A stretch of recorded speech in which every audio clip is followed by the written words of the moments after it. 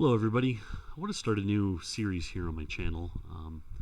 It's called A Real Trucker Plays American Trucking Simulator. A little bit of background about myself. I am a truck driver. I've been a truck driver now for 13 years. I've worked with many different companies, but now I own my own equipment and my own company. So what I wanted to do here was give kind of a look into what a real truck driver would look for, what a real truck driver does, and see kind of how what the game gets right and what the game kind of fudges a little bit. We'll get all into that later. This first episode here is just going to primarily be going over what settings that I have and the way I'm going to kind of play here. So as you can see, we're starting a brand new profile, level 0. This is the default money the game gives you. I only have the first garage. I haven't even played the first mission yet on this profile. We're starting out in Las Vegas. This is kind of the tutorial mission that they give you. And let's go in here into settings. We'll start here in gameplay. So I wanted fatigue on because real drivers get fatigued. Traffic offenses, obviously, because you get traffic offenses if you do things wrong. I'm going to leave that just like it is. I want them to show the truck speed limit, not the car speed limit. That's what that's saying. You can show both. I'm going to do keep the speed warning off because I go a little bit fast sometimes, and I don't like it binging at me every time I do. So the automatic parking dialogue, yeah, that's fine. Let's see. The parking difficulty, I did choose random parking because sometimes in the real world, parking jobs are easy, man. You just pull right in, they go drop it right there and get on out of here, and you do it and you go. And sometimes they're like, oh, you see that little spot in between 3 trailers that you can't really see, you have to blindside back in. Yeah, go into that spot, the hardest one in the lot, and you'll do just fine. So I have it random, and we'll see what we get into. Road events, I want a medium and medium because there's a lot of stuff that happens on the road there. Rain probability, I'm going to have it low. It's fine. Time zones, we got to go with when we do our logging. I'll get all into this when we get into the series, but we have to go wherever our home terminal is. And like I said, our home terminal is in Las Vegas. Show cutscenes is fine. Transmission type, I have an 8-shifter. I'm playing on a wheel. I will be using the Eaton Fuller transmission style. We'll go into that when I get to it. I'm going to try this brake intensity. I noticed that the air brakes on the truck is not very realistic when it was down low. So I'm going to have it up here. If I need to adjust this, I will. Truck stability, trailer stability, that's all fine. Suspension stiffness, yeah, that's fine. Advanced trailer coupling, yeah, I'll go ahead and click that on. I want trailer cables because that's kind of cool to see all that. Truck speed limiter, no. This is, a lot of companies will do this. You'll go drive and their truck will be only set for 65, so no matter whatever the speed limit is, you can't go more than 65. Some companies are different than that, but I'll go into that when I get there. I don't want the engine brake. Let's see, engine brakes. We're going to have them off. The engine retarder and the engine brakes, we're going to have both of those off. Automatic engine start and electricity start. I'm going to have that off, and I'll show you why when we get into it. Okay? Charge complete.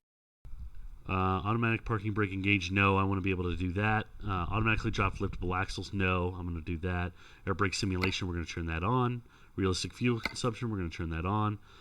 Cruise control grid step, what this is talking about is how many, when you increase the cruise control or decrease the cruise control, how much it goes by. So if you push the button to increase it, it'll go by 5, 2, or 1. I'm going to have it on 1 because I like to kind of fine tune my cruise control. We have smart cruise control. The tolerance is 3 miles an hour. Now, what this is on most trucks, when you use your engine brake, you can set, it has to be done internally, but if you order it from the factory, or you can go to a dealership and have it changed. But what this is talking about is when it gets above, when you're on cruise control and it gets above a 3 mile limit, it'll automatically hit your engine brakes if the engine brakes are on, slowing you down a little bit. I like to set mine to 3. Some other people like to set it more. Some people don't like to set it at all. On my truck that I own in real life, it is 3 miles an hour, so we're going to keep that at 3. Automatic blinker turn off, yes. Cabin physics, sure. And the rest of this is just going to kind of remain the same here. I am a driver in the United States, so I will be leaving all of this default to the United States. So let's get into controls, and I'll go over some things in here. As you see, I am playing on the Driving Force racing wheel, the G920. I find that this is actually a pretty good one. I would recommend it. I also have the G23, but I can't find the pedals for it for some reason. So this is what I got to go with. So controller types wheel, H shifter. I do have the H shifter.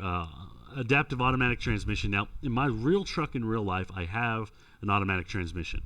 And what you can do is you can select it into these 3 different kind of modes. Normally, it stays on economy mode. It's to help you gain with fuel mileage and everything like that. Normal power mode, you can switch it off of normal power mode, and it works pretty well. And then you have a high power mode, and all that does is if it detects you're going uphill and you need more power, and you're kind of running low RPMs, it'll automatically shift the gear lower to give you a little bit more RPMs. It's easier to climb mountains and stuff like that. But since we're not using that, I'm going to go ahead and disable it. Steering sensitivity, that's fine. The force gain, that's fine. There's one other thing I wanted to share in here is this right here, shifter layout.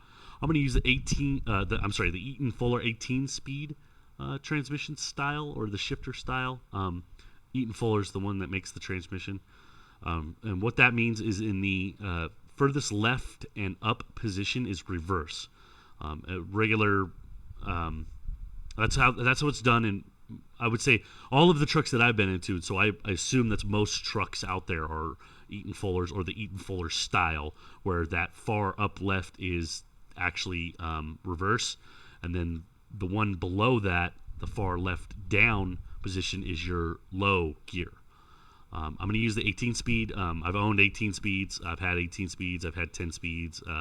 My current truck, like I said, is an automatic. It's a Volvo V&L 680, and it has an automatic transmission, and I absolutely love it when it comes to being in traffic. It is the greatest invention of mankind.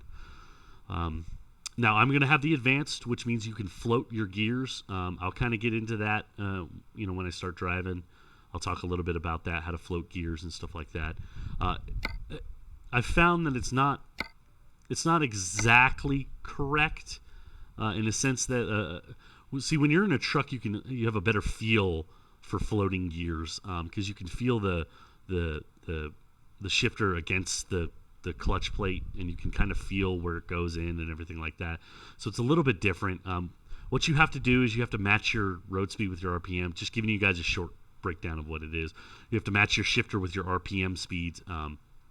You have to match your gear with your RPM speed. So if you're at a lower speed, you have to bring your RPMs up if you want to shift into a lower gear. You have to do that yourself by using the throttle and everything like that. This is what the second one, this fast splitter.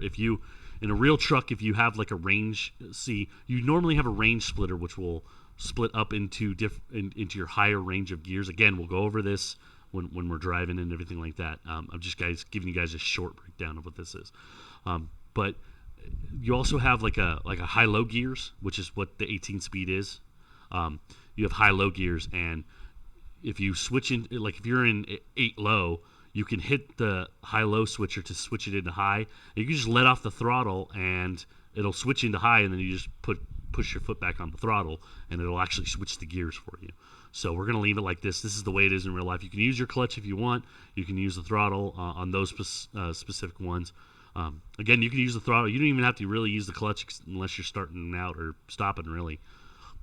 You can float the gears and stuff like that. And I'll talk about that later. We're just going to leave those the same. I think that's all good there. So here we are back at the main screen. My name is Leon Nash. This is going to go up on YouTube. This is going to be kind of like the first just breakdown of what we're doing.